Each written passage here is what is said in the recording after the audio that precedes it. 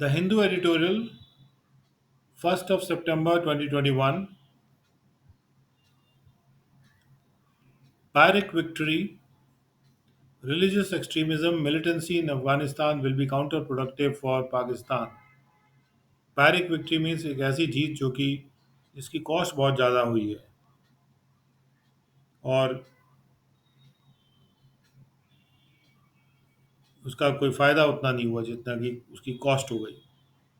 Religious extremism यानी कि धार्मिक रूप से अत्यंतवाद, मिलिटेंसी अफगानिस्तान में काउंटर प्रोडक्टिव हो जाएगी पाकिस्तान के लिए। यानी पाकिस्तान अगर मिलिट्री तरीका अपनाता है और रिलीजियस एक्सट्रीमिज्म अपनाता है तो पाकिस्तान के लिए नुकसानदेह होगा।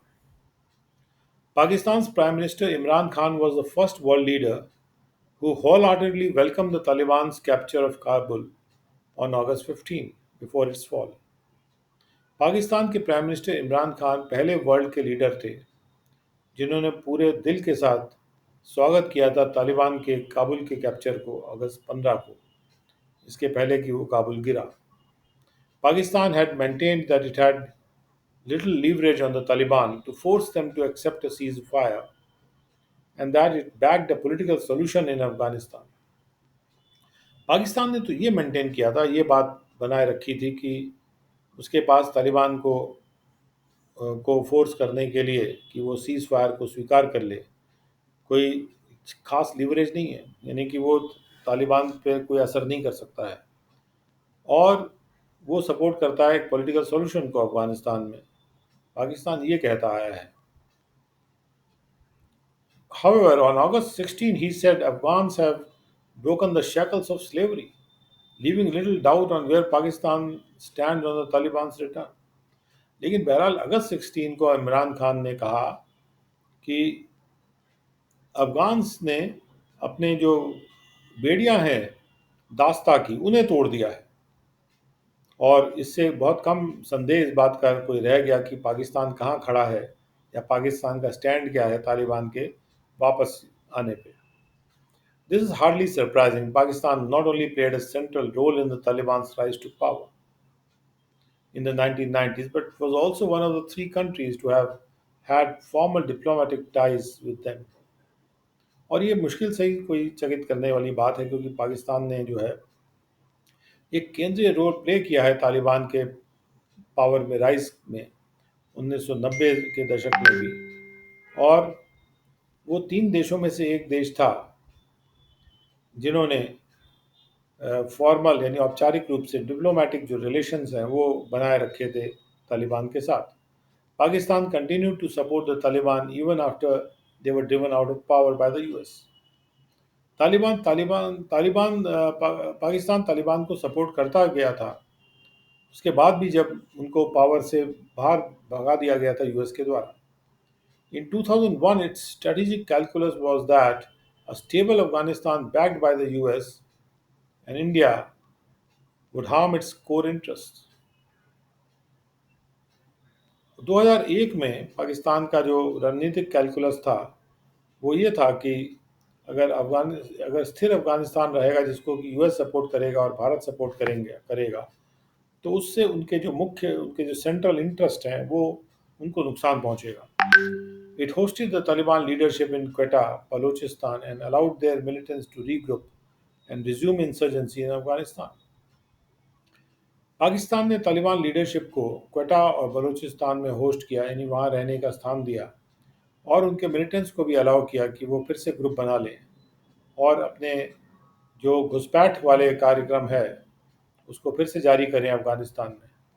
In that sense, the Taliban's capture of Kabul can be seen as the success of long-term strategy Pakistan's military establishment had adopted. और उस समझ से अगर देखा जाए, उस सेंस में देखा जाए तो तालिबान का जो काबुल का कैप्चर है उसको इस प्रकार से देखा जा सकता है जैसे कि ये एक लंबे अरसे से चले आ रही जो रणनीति थी पाकिस्तान के मिलिट्री एस्टेब्लिशमेंट की, उसकी सफलता है जो रणनीति पाकिस्तान की मिलिट्री एस्टेब्लिशमेंट ने अपनाई थी। But it is too early to begin celebrations, लेकिन अभी सेलिब्रेशन शुरू करने के लिए बहुत जल्दी है। The geopolitical implications of the Taliban's victory are still unclear. Taliban की जीत के जो इस एरिया में जो जियोग्राफी में जो जियोपॉलिटिकल उसके जो रिजल्ट हैं वो अभी क्लियर नहीं है. But irrespective of what kind of a government they will establish, the resurgence of a Sunni radical jihadist group could embolden similar outfits elsewhere.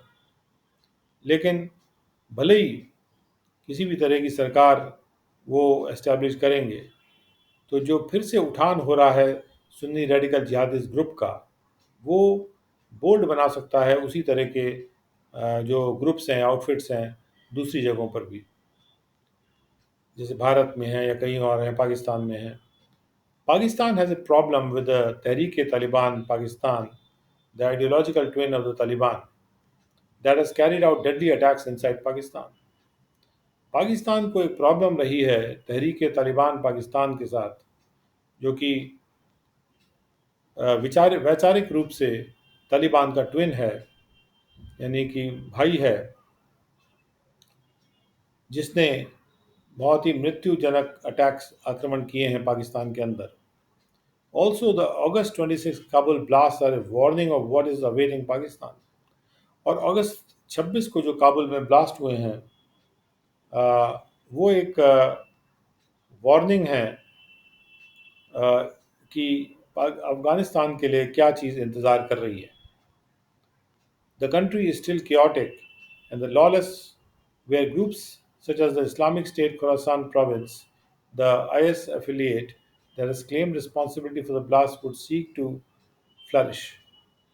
ये देश अफरा तफरी में है अभी भी, और वहाँ कोई ऑर्डर नहीं है, और बिना किसी न्याय के है, बिना किसी कानून के है, जहाँ पर ऐसे ग्रुप्स जैसे कि Islamic State Khorasan province ISK, जो कि इस्लामिक स्टेट का साथी है, एफिलिएट है, जिसने कि जिम्मेदारी ली है, जिम्मेदारी का दावा किया है उन ब्लास्ट के लिए, और वो ऐसा देश है जहाँ पर ऐसे ग्रुप्स जो हैं वो प्रफुल्लित होना चाहेंगे या बढ़ना चाहेंगे.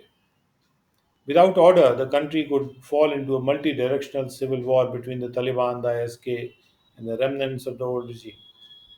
अगर ऑर्डर नहीं होगा तो ये देश जो है, ऐसा हो सकता है कि ये कई डायरेक्शंस वाला हो जाए, एक ऐसा देश हो जाए जहाँ पे कई डायरेक्शंस वाली, कई दिशाओं वाली सिविल वॉर हो जाए तालिबान, ISK और जो पुराने रिजीम के जो बचे कुचे लोग हैं उनके बीच में.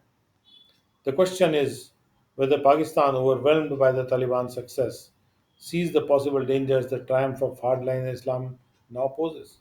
सवाल ये है कि क्या पाकिस्तान, जो कि बड़ा खुश हो रहा है तालिबान की सफलता से, वो पूरा आच्छादित हुआ पड़ा हुआ है, तो क्या वो ये देख पा रहा है कि जो संभव खतरे हैं इस जीत की खुशी में, जब इस्लाम हार्ड लाइन वाली जो इस्लामिज़म है, जो बिल्कुल कट्टरवादी इस्लामिज़म है, वो जो जो खतरे पोज कर रही है, सामने रख रही है, क्या वो उसको समझ पा रहा है, देख पा रहा है क्या? Religious extremism and militancy can help one country tactically, but will be counter productive in the long term. धार्मिक अत्यंतवाद और जो ये मिलिटेंसी है, यानी कि जो लड़ाई का रास्ता अपनाने वाला जो तरीका है, वो एक किसी भी कंट्री को टैक्टिकल वे में तो हेल्प कर सकता है. यानी क्या उनको तरीका अपनाना चाहिए किसी देश के खिलाफ जीतने के लिए, उस सोच विचार में तो मदद कर सकता है, लेकिन लंबे अरसे के लिए वो विपरीत रिजल्ट वाला होगा. When the US backed the Mujahideen in the 1980s, it might never have imagined that a Taliban would rise from the Mujahideen and host the Al Qaeda that would carry out the deadliest attacks on America since the Second World War. जब US ने मुजाहिदीन को support किया था 1980 के दशक में, तो शायद US ने कभी ये कल्पना भी नहीं की थी कि जो तालिबान है वो एक दिन वो मुजाहिदीन से उठेगा और वो अलकायदा को होस्ट करेगा, अलकायदा को जगह देगा और उसका जजमान बनेगा, जो अलकायदा जो है सबसे मृत्युजनक आक्रमण करेगा अमेरिका पे, जो कभी भी हुए हो सेकेंड वर्ल्ड वॉर के बाद, जो कि ट्विन टावर्स पे अटैक हुआ था। Similarly, a chaotic Afghanistan ruled by extremist Islamists is as much a geopolitical victory as a security and strategic challenge to Pakistan. और इसी तरह से एक अफरा तफरी वाला अफगानिस्तान, जिसको कि अत्यंतवादी इस्लामिस्ट अगर रूल कर रहे हैं, वो जैसे एक सिक्योरिटी और स्ट्रेटेजिक चैलेंज है पाकिस्तान के लिए, उतनी जिस तरह से वो एक जियो पोलिटिकल विक्ट्री है पाकिस्तान के लिए, उसी तरह से वो एक सिक्योरिटी और स्ट्रेटेजिक चैलेंज भी है पाकिस्तान के लिए। During the insurgency, Pakistan refused to use its leverage over the Taliban for peace. Insurgency के दौरान, घुसपैठ के दौरान, पाकिस्तान के पास जो तालिबान के साथ लिवरेज था, यानी कि जो इम्पोर्टेंस थी पाकिस्तान के पास, जो था पाकिस्तान कर सकता था, तालिबान से उसका जो कनेक्शन था, उसको वो शांति के लिए यूज़ करने से उसने मना किया। यानी शांति लाने के लिए उसने कोई कोशिश नहीं की। It should do so at least now. Pakistan को कम से कम अब ये करना चाहिए, because a stable Afghanistan which treats its people with dignity and does not provide safe havens to transnational terrorist organizations is in the best interest of all regional powers, including Pakistan. और वो इसलिए करना चाहिए पाकिस्तान को क्योंकि एक स्थिर अफगानिस्तान जो अपने लोगों को इज्जत से उनके साथ पेश आए और सेफ रहने की जगह जो कई देशों में जो आतंकवादी संगठन हैं उनको ना दे, तो ये सबसे बेस्ट इंटरेस्ट में है सारे इस क्षेत्रीय पावर्स के, जिसमें कि पाकिस्तान भी शामिल है। Second editorial, for the record, Djokovic could script history if he completes the calendar Grand Slam at the US Open. Record के लिए जोकोविक हिस्ट्री बना सकते हैं अगर वो पूरे साल का जो ग्रैंड स्लैम है उसको कंप्लीट कर लेते हैं एट यूएस ओपन में। यानी अगर वो यूएस ओपन भी जीत जाते हैं तो इस कैलेंडर ईयर में जितने भी ग्रैंड स्लैम इवेंट्स हुए हैं वो सारे जीत चुके होंगे और वे हिस्ट्री बन जाएगी। इन a megapolis teeming with skyscrapers, Novak Djokovic wants to be the tallest of them all. एक ऐसे बड़ी सिटी में जो कि स्काई स्क्रेपर से भरी हुई है, गगन चुंबी चुंबी बिल्डिंगों से, इमारतों से भरी हुई है, नोवाक जोकोविक बनना चाहते हैं उनसे सबसे ऊंचे वाले। History beckons the Serbian tennis legend at the US Open, currently progressing in New York. History बुला रही है इस सर्बियन को, सर्ब देश के टेनिस के लेजेंड को। लेजेंड मतलब वो एक कथा का के पात्र बन गए अब तो। यूएस ओपन पे बुला रही है करंटली, जो चल रहा है अभी, जो चल रहा है न्यूयॉर्क में एट प्रेजेंट। यानी अभी Djokovic has drawn level with the other members of tennis royalty from the men's side. जो वो एक बराबरी पे आ गए हैं दूसरे जो सदस्य हैं टेनिस रॉयल्टी के, रॉयल्टी में टेनिस के जो राजा हैं उनके बराबर आ गए हैं मेंस साइड में, Roger Federer and Rafael Nadal. जो उनके दूसरे राजा कौन है? रॉजर फेडरर और Rafael Nadal. The big three have won 20 grand slams each. इन बड़े तीन ने प्रत्येक ने 20 ग्रैंड स्लैम जीते हैं। And Djokovic has a chance to move ahead.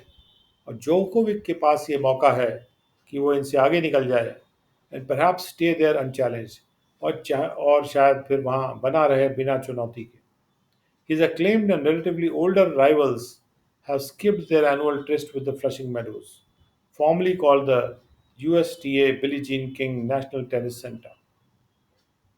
उनके जो अक्लेम्ड यानी जिनकी तारीफ की जाती है और उनसे उनके मुकाबले में जो ज़्यादा उम्र वाले उनके जो प्रतिद्वंदी हैं, उन्होंने इस सालाना जो ट्रिस्ट यानी जो कि एक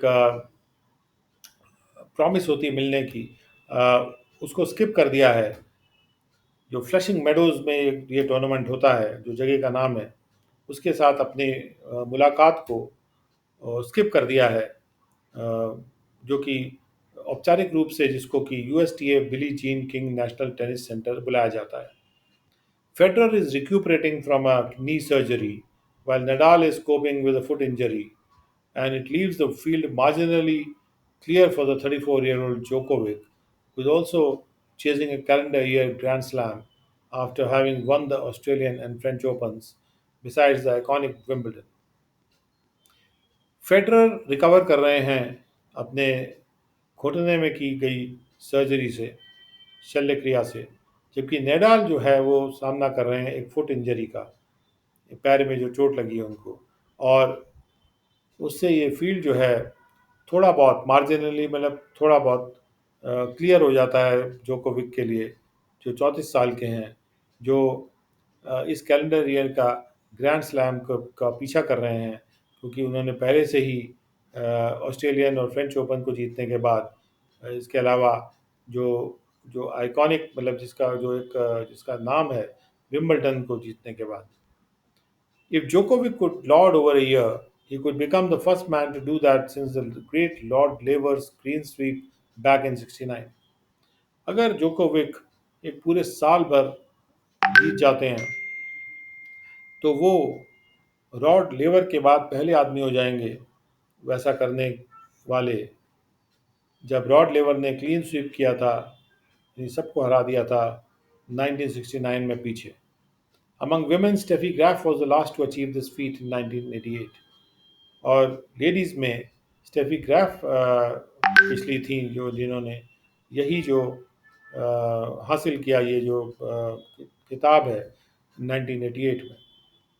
However, record busting quest is never easy, लेकिन रिकॉर्ड को तोड़ने वाली कोशिश कभी भी आसान नहीं होती है। Djokovic is acutely conscious of that after having blown a chance to pocket a Grand Slam as he crashed out of the recent Tokyo Olympics, failing to even win a bronze। Djokovic काफ़ी sharply इस बात के बारे में conscious है, यानी कि वो अवेयर हैं, वो जानते हैं इस बारे में, क्योंकि अभी उन्होंने एक चांस को छोड़ दिया था, ब्लो अप कर दिया था, मतलब उसको हार गए थे चांस को कि एक ग्रैंड स्लैम वो पॉकेट कर लेते, एक सॉरी गोल्डन स्लैम पॉकेट कर लेते, जब वो हाल में हुए टोक्यो ओलंपिक्स से क्रैश आउट कर गए और जिसमें वो ब्रॉन्ज तक नहीं जीत पाए।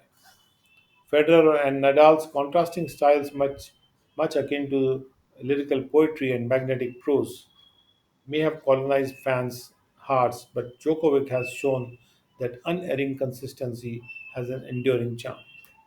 फेडरर और नैडाल के जो स्टाइल हैं वो एक दूसरे से कॉन्ट्रास्ट करते हैं, यानी विपरीत स्टाइल हैं, काफ़ी हद तक वैसे ही जैसे कि पोइट्री में, पोइट्री और प्रोज में जो कंट्रास्ट होता है, एक पोइट्री जो लिरिकल होती है, जो कविताओं जो एक संगीतमय होती है, और एक प्रोज जो होता है जो बड़ा आकर्षित करने वाला होता है। तो आकर्षित करने वाले प्रोज और जो संगीतमय पोइट्री के का जो स्टाइल है, जिस तरह से कॉन्ट्रास्टिंग है, एक दूसरे से विपरीत है, अलग है, उसी तरह से फेडरर और नडाल का जो स्टाइल है खेलने का वो भी अलग है। हो सकता है इनके दोनों के स्टाइल्स ने फैंस के दिलों को कॉलोनाइज करके रखा था, लेकिन जोकोविक ने दिखा दिया है कि बिना गलती वाली जो लगातार जो परफॉर्मेंस होता है उसमें एक बना रहने वाला आकर्षण है। The serve has often roared back into contention, covering the court, closing out the angles, and digging into vast reserves of physical and mental strength। जो सर्बियन जोकोविक ने अक्सर जो है वो दहाड़ते हुए वापस आए हैं कंपटीशन में, कोर्ट को कवर करते हुए, एंगल्स को क्लोज आउट करते हुए, और अपने जो भौतिक और मेंटल जो मजबूती है उसके जो महान उनके पास जो रिजर्व है, भंडार है, उसमें खोदते हुए। Of the turf he may not be the ideal hero, turf के पार यानी कोर्ट के बाहर हो सकता है कि वो कोई एक आदर्श हीरो ना हो। एक्सप्रेसिंग रिजर्वेशंस अगेंस्ट कोविड-19 वैक्सीन्स, क्योंकि कोविड-19 वैक्सीन्स के विपरीत उन्होंने अपने रिजर्वेशंस को एक्सप्रेस किया है। बट ऑन कोर्ट, लेकिन कोर्ट पर, despite the odd petulant bouts reserved for his racket, Djokovic has reigned। लेकिन कोर्ट पर इसके बावजूद कि कभी कभार बीच बीच में जो चिड़चिड़ापन वाले उनके बाउट्स हो जाते हैं, जो उनको दौरा पड़ जाता है जो अपने रॉकेट के लिए वो रिज़र्व करते हैं, यानी रैकेट वो तोड़ते हुए नज़र आए हैं। तो जोकोविक ने वैसे तो रेन किया, यानी कि राजा बने रहे हैं। There is also the need to make amends at the US Open, as last year he accidentally struck a line judge while taking a swipe at the ball and was suspended. और US open पे उन्होंने अपने व्यवहार को भी ठीक करना ज़रूरी हो गया है। जैसे कि पिछले साल क्या किया था कि एक्सीडेंट से उन्होंने जो लाइन को वॉच करते हैं जज, उनको मार दिया था जब वो अपने रैकेट से बॉल पे एक मारने की कोशिश कर रहे थे, और बॉल किए गए उन्होंने जज को मार दिया था और वो सस्पेंड कर दिए गए थे। Austrian Dominic Thiem won the championship then, but he is missing now due to a wrist injury. तब उस चैंपियनशिप को ऑस्ट्रिया के डोमिनिक थीम ने जीत लिया था, लेकिन अब वो मिस हो रहे हैं क्योंकि उनको उनके रिस्ट में एक इंजरी, एक चोट लग गई है। Among the other young Turks, Alexander Zverev, who defeated Djokovic at the Tokyo Olympic semifinals, Daniil Medvedev and Stefanos Tsitsipas get another opportunity to show their mettle. और दूसरे दूसरे लोगों में जो यंग टर्क्स हैं, यंग खिलाड़ी हैं, अलेक्जेंडर ज़्वेरेव जिन्होंने जोकोविक को हरा दिया था टोक्यो ओलंपिक के सेमीफाइनल में, और डैनियल मेडवेडेव और स्टेफानोस सिट्सिपास को एक और मौका मिल रहा है कि वो अपनी काबिलियत को दर्शाएं। Meanwhile, the women's section will miss an injured Serena Williams, and in a fluid setup, Austrian Ashley Barty holds the edge. और इसी बीच में जो विमेन सेक्शन मिस करेगा एक चोट पहुंची हुई सेरेना विलियम्स को, और एक फ्लूइड सेटअप में ऑस्ट्रियन एशली बार्टी जो है उनको थोड़ा सा एज है, यानी कि वो थोड़ी सी उनके चांस है जीतने के।